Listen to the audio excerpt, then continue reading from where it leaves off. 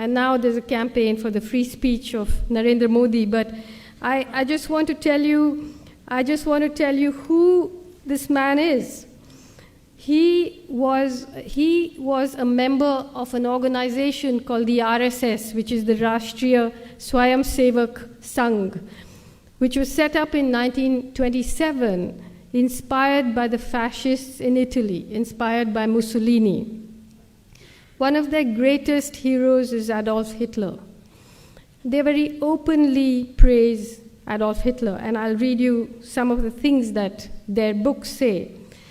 In 2002, when Modi was the chief minister, a train full of pilgrims coming back from the destruction of this Ayodhya mosque, which was disputed, the train caught fire. Nobody knows who set fire to the train, and 57 pilgrims were burnt. In reaction to that, under his watch, right-wing Hindu mobs went crazy in Gujarat. They burnt and killed and raped, and something like between 1,000 and 2,000 Muslims were massacred openly on the streets of Gujarat. 100,000 people were driven from their homes. The people who did the killing were helped by the police.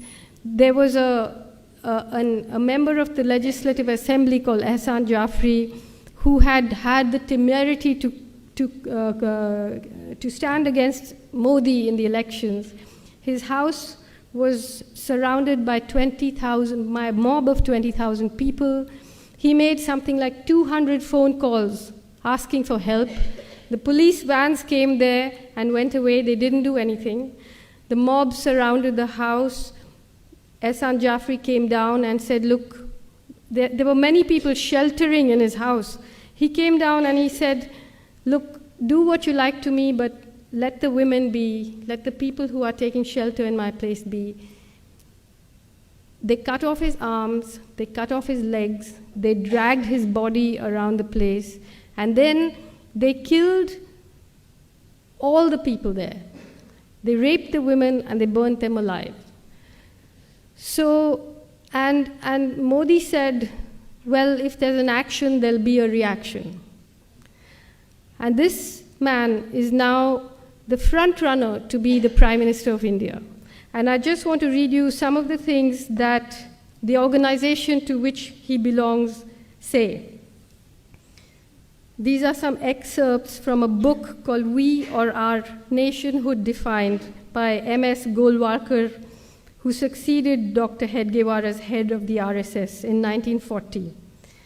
Ever since that evil day when Muslims first landed in Hindustan, right up to the present moment, the Hindu nation has been gallantly fighting on to take on these despoilers. The race spirit has been awakening. In Hindustan, the land of Hindus, lives and should live the Hindu nation. All others are traitors and enemies to the national cause, or, to take a charitable view, idiots. The foreign races in Hindustan may stay in the country, wholly subordinate to the Hindu nation, claiming nothing, deserving no privileges, far less any preferential treatment, not even citizens' rights. To keep up the purity of its race and culture, Germany shocked the world by her purging the country of the Semitic races, the Jews. Race pride at its highest has been manifested here, a good lesson for us in Hindustan to learn and profit by.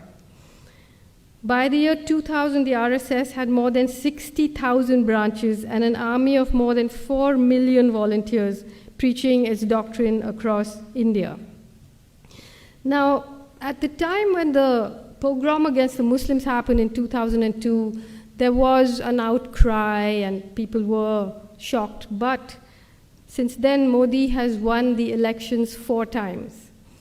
And now he has become the most favorite candidate of India's greatest corporations because he's bringing in a lot of private investment.